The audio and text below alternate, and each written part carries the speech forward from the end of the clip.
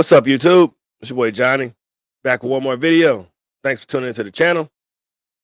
Today's topic: 18 former NBA players accused in multi-million-dollar healthcare fraud scheme. Remember the Dave Chappelle show when keeping it real goes wrong? This is one of those times. Make sure you hit the like button. Subscribe to the channel if you haven't. If you like what you hear on the video, please share. All right, now I'm going to play a short clip from NBC Nightly News, and then I'm going to come back over with my 2 cents. Because these NBA players, they signed massive contracts. Massive contracts. But without financial literacy, poverty is a consciousness. So if you don't ever change your consciousness, you can touch as much money as you want. You'll eventually get back to what the spirit wants. You know what I mean?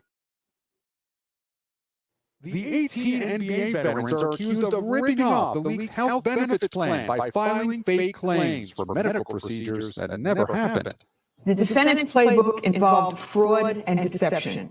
Prosecutors allege ex-NBA player Terrence Williams orchestrated the scheme, recruiting other players by offering fake invoices for chiropractic treatments and dental care. According to the indictment, they submitted nearly $4 million worth of claims. The health plan paid out $2.5 million. Williams allegedly got $230,000 in kickbacks from the other players. This industry loses tens of billions of dollars a year to fraud. These costs are then passed on to businesses and customers. Prosecutors say the scheme unfolded from 2017 through 2020. Ex-Power forward Gregory Smith is accused of seeking reimbursement for root canals in Beverly Hills when he was actually playing basketball in Taiwan. Among the others charged, Glen Davis, Shannon Brown, and 6-time NBA All-Defensive Team member Tony Allen, along with his wife. Late today, Sebastian Telfair pleaded not guilty, walking out of federal court with an ankle monitor. The other former players have not yet commented. The NBA today called the allegations disheartening and promised to cooperate fully with the U.S. Attorney's Office here. Now, my thoughts. First off, T. Will, my guy to Louisville, man. My guy. My good friend George Good went to Louisville, played with him as well with Chris Johnson. So I've been able to grace the court with them a few times in my life. Very unfortunate situation. Because all these guys had bread, I should say. But if you don't make good investments, if you don't take care of your money, if you go shopping randomly, if you get multiple baby mamas, money goes fast. Sebastian Telfair, this is unfortunate because I want to say, didn't he just get out of jail a few years ago for some gun charges and some drug charges? I'll put a full list of all of the players involved in the description. Tony Allen, great defense. Big Baby Davis as well has been in trouble a lot. Shannon Brown has been in a couple incidents. Chris Douglas Roberts. But once again, man, this goes back to financial literacy.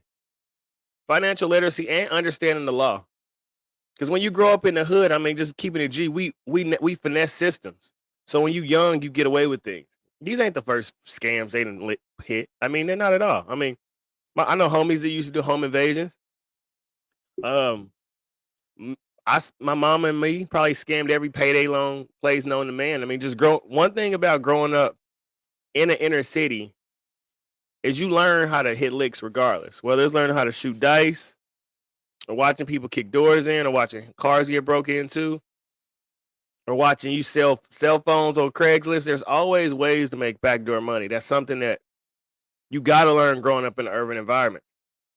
The flip side of that is you got to learn how to turn that off once you make it. Once you get a little money, once you get established, you got to learn how to get out of survival mode and start making long-term conscious decisions that not only will be prosperous for you, but for your family and your descendants and so on. But man, it's really easy when that money is right there I could do what? I could just say I went to the dentist and they gonna send me a couple racks. I just gotta give you 10%. Sign me up. I get it. I understand how when he was making them calls, it sounded real good. On the flip side, like a person like Sebastian or like Big Baby, they ain't already been through the system. They didn't be in and out and skate by. Big Baby had a huge trafficking charge, if I'm not mistaken. And so that's the stuff that I don't get is the men play in and out of these systems playing 2 or 3 times, especially in the world of white supremacy and we getting held down and the white man is holding us back. These are 18 millionaires that wasn't happy with the million they had. At some point, and we all reach this individually, we understand that personal accountability is really the only thing that matters in life. You know, I seen a quote yesterday and it said holding other people is overrated and holding yourself accountable is underrated. And I totally agree with that. Because where are you going to go in life blaming other people? We got 18 millionaires in the United States of America. That a million wasn't enough. I'm not sure how many of them going to do jail time or if they will do jail time, but they're going to come off some money. They're going to have some lawyer fees. They're going to have all kind of shit that they really didn't need in their life. And so if this be a lesson, because this will skate by and we'll miss this, and then we'll have LeBron on TV talking about we oppressed and black people hunting. We'll have some type of issue. I think it wasn't Randy Moss on TV crying the other day. I didn't see it. I don't watch TV at all, but I heard Jason Whitlock talking about it. And these are the stories that we need to be all over ESPN blasted. So the next group of young men who grew up in urban environments, who finesse and hit licks, they can know you got to let that go at a certain point. You know, I think one thing about black culture and when you tie it with social media,